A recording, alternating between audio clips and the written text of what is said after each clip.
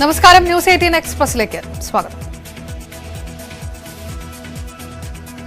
Documentary വിവാദം അനാവശ്യമെന്ന് Sasi Tharoor MP.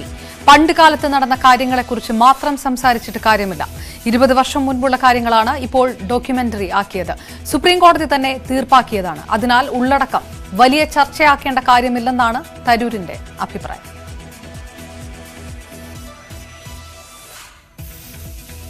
BBC documentary പ്രദർശനത്തെ എതിർത്ത് നടത്തിയ പ്രതിഷേധങ്ങൾക്കെതിരെ കേസ്. തിരുവനന്തപുരത്ത് മാനവീയം വീഥിയിലെയും പൂജപ്പുരയിലെയും പ്രതിഷേധങ്ങൾക്കെതിരെ കേസെടുത്തു. BJP യുവമോർച്ച നേതാക്കളെ പ്രതികളാക്കിയാണ് കേസെടുത്തത്. ഡോക്യുമെന്ററി വിവാദത്തിൽ ഗൂഢാലോചന ആരോപിച്ച് governor Arif Mohammad Khan. India G20 അധ്യക്ഷ പദവി ഏറ്റെടുത്തതിന് പിന്നാലെയാണ് വിവാദമുണ്ടായത്. ഇന്ത്യ തകരുമെന്ന് പ്രതീക്ഷിച്ചിരുന്നവരാണ് പ്രചാരണത്തിന് പിന്നിലെന്ന് ഗവർണർ. വധശ്രമ കേസിൽ ലക്ഷദ്വീപ് മുൻ MP മുഹമ്മദ് ഫൈസലിന് ആശ്വാസം. MP കുറ്റക്കാരനാണെന്ന കവരത്തി സെഷൻസ് കോടതിയുടെ വിധി നടപ്പിലാക്കുന്നത് ഹൈക്കോടതി മരവിപ്പിച്ചു.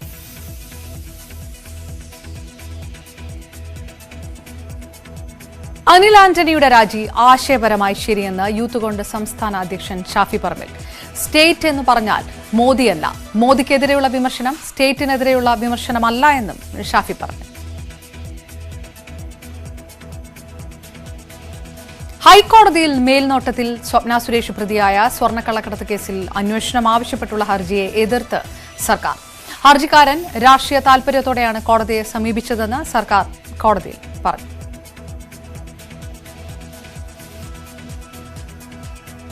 CPM കൌൺസിലറുടെ വാഹനത്തിലെ ലഹരിക്കടത്ത് കേസിൽ A. ഷാനവാസിന് കുരുക്ക് മുറുകുന്നു. സുപ്രധാന തെളിവുകൾ ലഭിച്ചെന്ന് അന്വേഷണ സംഘം സ്ഥിരീകരിക്കുന്നു. ഷാനവാസിനെ വിളിച്ചു വരുത്തി DYSP ചോദ്യം ചെയ്തു. ആരോപണങ്ങൾ നിഷേധിച്ച് ഷാനവാസ്.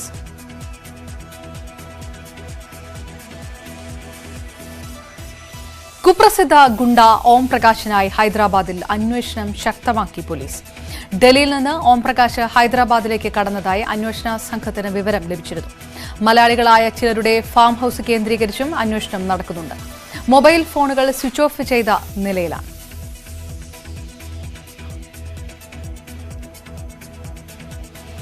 വയനാട് അമ്പലവയൽ പൊന്മുടിക്കോട്ട പ്രദേശത്തെ കടുവ ഭീതി ഒഴിയുന്നില്ല. കടുവയെ പിടികൂടാൻ ശ്രമിക്കാത്ത വനം വകുപ്പിനെതിരെ പ്രദേശവാസികൾ അനിശ്ചിതകാല സമരത്തിന് ഒരുങ്ങുന്നു. പ്രദേശത്ത് കൂടുകളും നിരീക്ഷണ ക്യാമറകളും സ്ഥാപിക്കണമെന്ന് നാട്ടുകാർ. ധോണിയിൽ കാട്ടാന ശല്യം തടയാൻ വിവിധ വകുപ്പുകൾ തമ്മിലുള്ള ഏകോപനം ആവശ്യമാണെന്ന് assistant conservator of forest V. Ranjith. Railway fence ഉൾപ്പെടെയുള്ള കാര്യങ്ങളിൽ കൂടുതൽ പഠനം ആവശ്യമാണ്.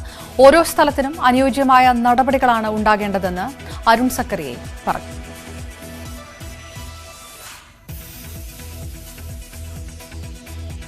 ഗവർണർ ആരിഫ് മുഹമ്മദ് ഖാൻ മാധ്യമങ്ങളെ കാണുന്നു. തത്സമയ സംരക്ഷണത്തിലേക്ക് പോകും.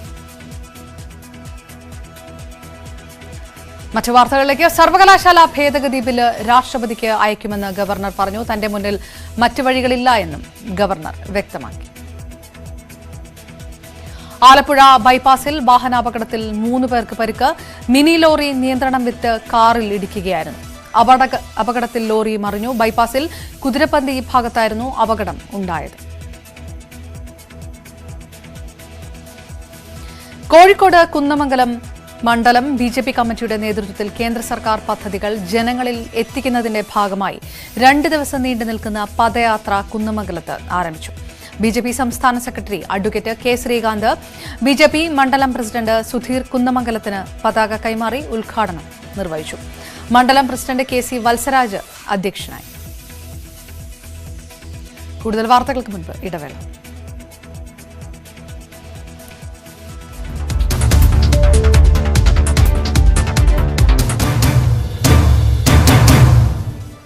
കോഴിക്കോട് കുന്നമംഗലത്ത് വെൽഫെയർ പാർട്ടിയുടെ നേതൃത്വത്തിൽ പ്രതിഷേധ സംഗമം സംഘടിപ്പിച്ചു. വെള്ളക്കരം, വൈദ്യുതി ചാർജ് വർധന, റേഷൻ അട്ടിമറി, വിലക്കയറ്റം തുടങ്ങിയവയ്ക്കെതിരെ ജനങ്ങൾക്ക് ജീവിക്കേണ്ട സർക്കാരെ എന്ന മുദ്രാവാക്യം ഉയർത്തി നടത്തിയ സംഗമം ജില്ലാ വൈസ് പ്രസിഡന്റ് AP വേലായുധൻ ഉദ്ഘാടനം ചെയ്തു. Panchayat committee president KK Abdul Hameed അധ്യക്ഷത വഹിച്ചു. കോഴിക്കോട് കടലുണ്ടി GLP സ്കൂൾ വട്ടപ്പറമ്പിലെ വിദ്യാർത്ഥികൾക്ക് ദന്തപരിശോധനയും ബോധവൽക്കരണവും നടത്തി. JCI കടലുണ്ടിയും ഫാത്തിമ ദന്താശുപത്രി ഫറോക്കും സംയുക്തമായാണ് ക്യാമ്പ് നടത്തിയത്. രക്ഷിതാക്കൾക്ക് ദന്താരോഗ്യ പരിപാലനത്തിന് ബോധവൽക്കരണ ക്ലാസും നടത്തി.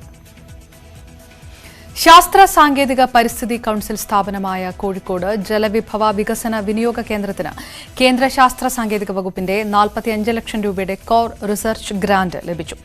തണ്ണീർത്തടങ്ങളിലെ ഹരിതഗൃഹവാതകങ്ങളുടെ പുറന്തള്ളലും കാലാവസ്ഥാ വ്യതിയാനവും തമ്മിലുള്ള ബന്ധത്തെക്കുറിച്ചുള്ള പഠനത്തിനാണ് ഗവേഷണ സഹായം. കോഴിക്കോട് മുണ്ടക്കര സ്കൂളിന് ആവേശമായ ആർമിയുടെ ആയുധ പ്രദർശനം. മുണ്ടക്കര AUP സ്കൂൾ 80ാം വാർഷികാഘോഷത്തിന്റെ ഭാഗമായി ഇന്ത്യൻ സൈന്യത്തിന്റെ സഹായത്തോടെയാണ് പ്രദർശനം. വിവിധ തരം റൈഫിളുകൾ, machine gun, mortar, rocket launcher, ഗ്രനേഡുകൾ, ഹെൽമറ്റ്, സൈനിക വാഹനങ്ങൾ തുടങ്ങിയവ പ്രദർശനത്തിൽ ഉണ്ടായിരുന്നു. കുറ്റ്യാടിപ്പുഴയിൽ പയ്യോളി നഗരസഭയും ഫിഷറീസ് വകുപ്പും സംയുക്തമായി മീൻ കുഞ്ഞുങ്ങളെ നിക്ഷേപിച്ചു. ഉൾനാടൻ ജലാശയങ്ങളിൽ സംയോജിത മത്സ്യവിഭവ പരിപാലനം 2022-23 ഭാഗമായാണ് പദ്ധതി. 1.5 ലക്ഷം ഓരുജല പൂമീൻ, കരിമീൻ കുഞ്ഞുങ്ങളെയാണ് നിക്ഷേപിച്ചത്. ദ്വിശതാബ്ദി ആഘോഷിക്കുന്ന മലപ്പുറം തിരൂർ മീനടത്തൂർ ഗവൺമെന്റ് ഹൈസ്കൂളിന് ശതാബ്ദി സ്മാരകമായി പുതിയ കെട്ടിടം നിർമ്മിക്കുമെന്ന് കായിക വകുപ്പ് മന്ത്രി V. അബ്ദുറഹ്മാൻ. ഇതോടെ ക്ലാസ് മുറികളുടെ അപര്യാപ്തത പൂർണ്ണമായും മാറ്റാൻ കഴിയുമെന്നും മന്ത്രി പറഞ്ഞു. വീണ്ടും ഇടവേള.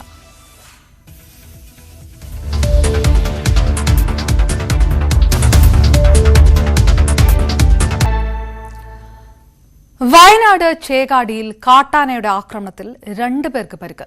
വിലങ്ങാടി കോളനിയിലെ ബാലൻ, സഹോദരൻ സുകുമാരൻ എന്നിവർക്കാണ് പരിക്കേറ്റത്. രതീഷ് വാസുദേവൻ ചേരുന്നു. രതീഷ്, എപ്പോഴായിരുന്നു സംഭവം? വിവരങ്ങൾ എന്ത്? അപർണ, ഇന്ന് ഉച്ചയോടെയാണ് സംഭവം. ഇന്നലെ വിലങ്ങാട് കോളനിയിലെ ബാലന്റെയും പിതാവ് സോമൻ മരിച്ചിരുന്നു. ഇദ്ദേഹത്തിന്റെ സംസ്കാര ചടങ്ങുകൾക്ക് വേണ്ടി വനത്തിനകത്താണ് ഈ വിലങ്ങാടി കാട്ടുനായ്ക്ക കോളനിയിലൂടെ ആളുകളുടെ ശ്മശാനം ഉള്ളത്. അപ്പൊ അത് ഈ സംസ്കാര ചടങ്ങുകളുടെ ഒരുക്കത്തിന് വേണ്ടി അങ്ങോട്ട് പോകുന്നതിനിടയിലാണ് ഇവരെ ഉച്ചയോടെ ആക്രമിച്ചത്. ഇവർക്ക് ബാലന് അല്പം ഗുരുതരമാണ് പരിക്ക്. ചെവിക്ക് പരിക്കേറ്റിട്ടുണ്ട് ഗുരുതരമായി. അദ്ദേഹത്തിന് അനുജനും കാലിനും മറ്റും പരിക്കുണ്ട്. എന്തായാലും ഇപ്പോൾ ഇവർ വയനാട് മാനന്തവാടിയിലെ മെഡിക്കൽ കോളേജിലാണ്. പ്രാഥമികമായി വലിയ ഗുരുതരമല്ലാത്ത ശാരീരിക സ്ഥിതിയാണെന്നാണ് വിവരം. എന്തായാലും ഇപ്പോൾ അവർ അവിടെ ചികിത്സയിലാണ്. പ്രദേശത്ത് ഇത് വനഗ്രാമമാണ് ചേകാടി. അതുകൊണ്ട് തന്നെ ആന ഇറങ്ങുന്നതൊക്കെ സ്വാഭാവികമായിട്ടാണ് ഈ പ്രദേശത്തുകാർക്ക്. എന്തായാലും ഇത്തരത്തിൽ ആക്രമണങ്ങൾ അത്ര പതിവില്ല. എന്തായാലും വളരെ അപ്രതീക്ഷിതമായിട്ടാണ് ഇന്ന് ഉച്ചയ്ക്ക് കാട്ടിനകത്തേക്ക് സംസ്കാര ചടങ്ങുകൾക്ക് വേണ്ടി ഒരുക്കങ്ങൾക്കായി പോകുമ്പോൾ ഇവരെ ആക്രമിച്ചത്. എന്തായാലും ഇവരിപ്പോൾ ആശുപത്രിയിൽ ചികിത്സയിലാണ്. അപർണ. റൈറ്റ്, രതീഷ് വാസുദേവൻ വിവരങ്ങൾ നൽകിയത്. കാട്ടാന ആക്രമണത്തിൽ പ്രതിഷേധിച്ച് ശാന്തൻപാറ തൊണ്ടിമലയിൽ നാട്ടുകാർ ദേശീയപാത ഉപരോധിക്കുകയാണ്. വനംവകുപ്പ് വാച്ച് കാട്ടാന ആക്രമണത്തിൽ കൊല്ലപ്പെട്ട സാഹചര്യത്തിലാണ് പ്രതിഷേധം. പ്രിൻസ് ജെയിംസും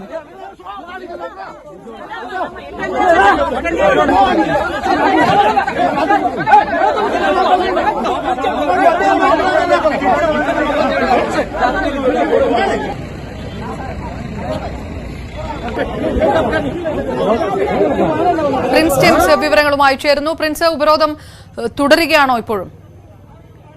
നാട്ടുകാർ ദേശീയപാത ഉപരോധിക്കുന്നത് തുടരുകയാണ്. വനംവകുപ്പിൽ നിന്ന് വ്യക്തമായൊരു തീരുമാനം എടുത്തതിന് ശേഷം മാത്രമേ ഉപരോധ സമരം അവസാനിപ്പിക്കൂ എന്നതാണ് നാട്ടുകാർ പറയുന്നത്. കാരണം തുടർച്ചയായി ഇവിടെ കാട്ടാനാക്രമണം ഉണ്ടാകുന്നു. അവസാനമായി ഇന്ന് രാവിലെ അകമ്പതിൽ കൊല്ലപ്പെടുന്ന സാഹചര്യം ഉണ്ടായിരിക്കുന്നു. കഴിഞ്ഞ ഏതാനും വർഷങ്ങൾക്ക്, അതായത് 20 വർഷത്തിനിടെ 44 ജീവനുകൾ ചിന്നക്കടൽ ശാന്തൻപാറ ഗ്രാമപഞ്ചായത്തുകൾ മാത്രം കൊണ്ടിരിക്കുന്നു. ഏതാനും വർഷങ്ങളെ കഴിഞ്ഞ കുറച്ച് വർഷങ്ങളായി ആക്രമണം കൂടിയിട്ടുണ്ട്. വർഷത്തിൽ 1-2 ഒന്നിലധികം ആളുകൾ ആക്രമണത്തിൽ കൊല്ലപ്പെടുന്ന ഒരു സാഹചര്യം. ദേശീയോദ്യാനത്തിൽ ചേർന്നും ആനയിറങ്ങൽ ജലാശയത്തോട് ചേർന്നും ഉള്ള തോട്ടം മേഖലകൾ പതിവായി ആറിയിറങ്ങുന്നു. എല്ലാ ദിവസവും സാധിക്കുണ്ടാകുന്നു. ഏക്കറോടൊപ്പം കൃഷിയാണ് ജീവിക്കുന്നത്. കഴിഞ്ഞ 2 ആഴ്ചക്കിടെ വ്യാപാര സ്ഥാപനങ്ങൾക്ക് നേരെയും ഒപ്പം രണ്ട് വീടുകളും ഇവിടെ തകർച്ച സാഹചര്യമുണ്ട്. തുടർച്ചയായി കാട്ടാന ആക്രമണം ഉണ്ടാകുന്നു. എങ്കിലും കൃത്യമായ ഇടപെടൽ വനംവകുപ്പിക്കാൻ സ്വീകരിച്ചിട്ടില്ലായിരുന്നു തന്നെയാണ് ജനങ്ങൾ പറയുന്നത്. യാതൊരുവിധ ആനകളെ ജനവാസ മേഖലയിലേക്ക് ഇറങ്ങുന്നത് തടയാൻ യാതൊരു നടപടി സ്വീകരിച്ചിട്ടില്ല. ഫെൻസിംഗ് അടക്കമുള്ള പ്രഖ്യാപനങ്ങൾ ഉണ്ടെങ്കിൽ ഇതൊന്നും പ്രാവർത്തികമാക്കിയിട്ടില്ല. അപ്പം ശാശ്വത പരിഹാരത്തിന് ആനയുടെ ആക്രമണത്തിന് ശാശ്വത പരിഹാരം എന്ന രീതിയിൽ വലിയ പദ്ധതികൾ ആവിഷ്കരിക്കുന്നതിനുള്ള പ്രഖ്യാപനങ്ങൾ ഉണ്ടായെങ്കിലും ഇതും നടപ്പിലാക്കുന്നില്ല. തുടർച്ചയായി ആനകൾ ഇറങ്ങുന്ന ജനങ്ങൾക്ക് തോട്ടം മേഖലകളിൽ ജോലി ചെയ്യാൻ വല്ലാത്ത ഒരു സാഹചര്യമുണ്ട്. വൈകുന്നേരങ്ങളിലൊക്കെ കൃത്യമായി ആന ദേശീയപാതയിലടക്കം ആന കാണപ്പെടുന്നു. ആനയിറങ്ങോട് ചേർന്നുള്ള എത്രയുള്ള രേഖകൾ പതിവായി മുൻപ് 5 തവണ ഈ ഒരു പ്രദേശം മാത്രം കാട്ടാനാക്രമണം ഉണ്ടായും ആളുകൾ കൊല്ലപ്പെടുന്ന സാഹചര്യമുണ്ട്. അതുകൊണ്ട് തന്നെ വലിയ പ്രതിഷേധത്തിലാണ് ജനങ്ങൾ. ശക്തമായ ഒരു തീരുമാനം ഇക്കാര്യത്തിൽ ഉണ്ടാകുന്നത് വരെ സമരം നടത്തുന്നതിന് എന്ന് തന്നെയാണ് ജനങ്ങൾ പറയുന്നത്. റൈറ്റ്, പ്രിൻസ് ജെയിംസ് വിവരങ്ങൾ നൽകിയത്. തിരുവനന്തപുരം വഞ്ചിയൂരിൽ വീട്ടിൽ കയറി പെൺകുട്ടിയെ കടന്നുപിടിച്ച കേസിൽ നിയമ വിദ്യാർത്ഥി പിടിയിൽ. കൊല്ലം അഞ്ചാലുമൂട് സ്വദേശി ശ്യാംജി രാജാണ് പിടിയിലായത്. പുലർച്ചെ കൊല്ലത്തെ വീട്ടിൽ നിന്നാണ് വഞ്ചിയൂർ പോലീസ് പ്രതിയെ കസ്റ്റഡിയിൽ എടുത്തത്. ശനിയാഴ്ചയാണ് തിരുവനന്തപുരം വഞ്ചിയൂരിലെ വീട്ടിൽ കയറി പെൺകുട്ടിയെ കടന്നുപിടിച്ചത്. CCTV കേന്ദ്രീകരിച്ച് നടത്തിയ അന്വേഷണത്തിൽ കൊല്ലം അഞ്ചാലുമൂട് സ്വദേശി ശ്യാംജി രാജാണ് പ്രതിയെന്ന് തിരിച്ചറിഞ്ഞു. പുലർച്ചെ അഞ്ചാലുമൂട്ടിലെ വീട്ടിൽ നിന്നാണ് പ്രതിയെ കസ്റ്റഡിയിലെടുത്തത്. വഞ്ചിയൂർ പോലീസ് സ്റ്റേഷനിൽ എത്തിച്ച് ചോദ്യം ചെയ്തപ്പോൾ പ്രതി കുറ്റം സമ്മതിച്ചു. സിവിൽ സർവീസ് പരീക്ഷ ജയിക്കാൻ 1001 വീടുകളിൽ കാവടിയുമായി കയറി പളനിക്ക് പോകാൻ നേർച്ച നേർന്നിരുന്നു. ഇതിന്റെ ഭാഗമായാണ് വഞ്ചിയൂരിലെ വീട്ടിലെത്തിയത്. പെൺകുട്ടി ഒറ്റയ്ക്കാണെന്ന് തിരിച്ചറിഞ്ഞപ്പോൾ മനസ്സ് പതറിയാണ് പെൺകുട്ടിയെ ആക്രമിച്ചതെന്ന് ഇയാൾ മൊഴി നൽകി. പോലീസ് ഇത് മുഖവിലക്കെടുത്തിട്ടില്ല. സമാന രീതിയിൽ ഇയാൾ കുറ്റകൃത്യം നടത്തിയിട്ടുണ്ടോ എന്ന് പരിശോധിക്കുകയാണ്. തിരുവനന്തപുരം നഗരത്തിൽ ഇയാൾ സ്ത്രീകളെ ആക്രമിച്ചിട്ടുണ്ടോ എന്നും അന്വേഷിക്കുന്നുണ്ട്. തൃശൂരിൽ LLB വിദ്യാർത്ഥിയാണ് പിടിയിലായ ശ്യാംജി രാജ്. ന്യൂസ് 18 തിരുവനന്തപുരം. കണ്ണൂർ വേങ്ങാട് സ്കൂൾ വിദ്യാർത്ഥികൾക്ക് മർദ്ദനം. പുറത്തുനിന്നെത്തിയവരാണ് വിദ്യാർത്ഥികളെ മർദ്ദിച്ചത്. മനു ഭരത് വിവരങ്ങളുമായി ചേരുന്നു.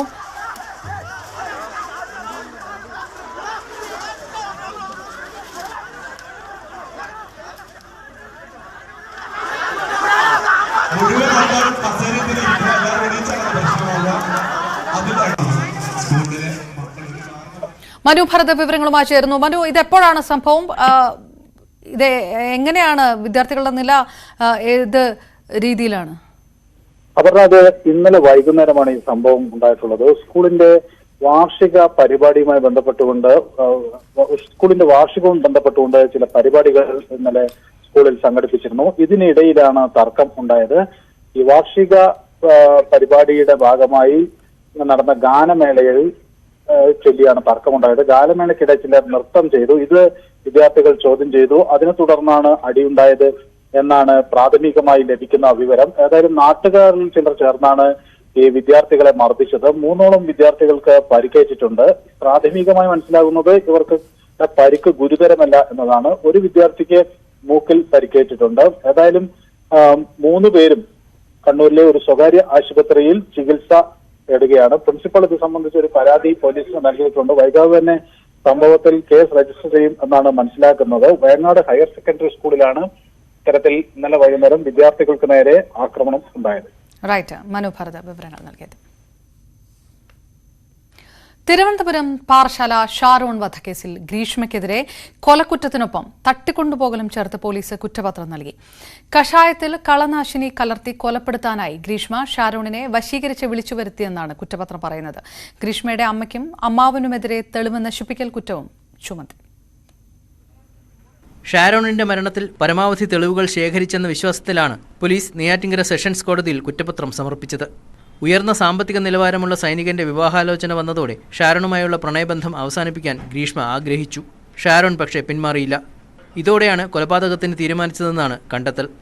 ആസൂത്രിത കൊലപാതകമെന്നതിന്റെ തെളിവായി കഷായത്തിൽ കളനാശിനി കലർത്തുന്നതിന് മുമ്പ് ജ്യൂസിൽ ഡോളോ ചേർത്ത് നൽകിയതിന്റെയും കഷായത്തിൽ വിഷം കലർത്തുന്നതിനെക്കുറിച്ച് ഗൂഗിളിൽ തിരഞ്ഞതിന്റെയെല്ലാം തെളിവുകൾ സമർപ്പിച്ചിട്ടുണ്ട്.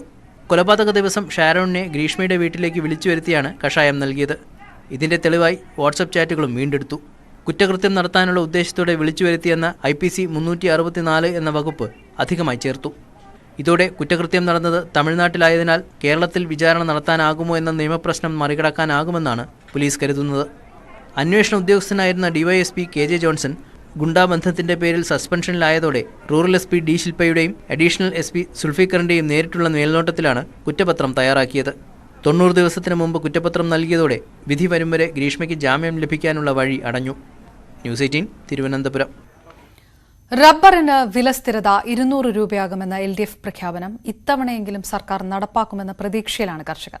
കിലോയ്ക്ക് 142 രൂപ എന്ന ഇപ്പോഴത്തെ വില കൊണ്ട് നഷ്ടം മാത്രമാണുള്ളതെന്ന് കർഷകർ പറയുന്നു.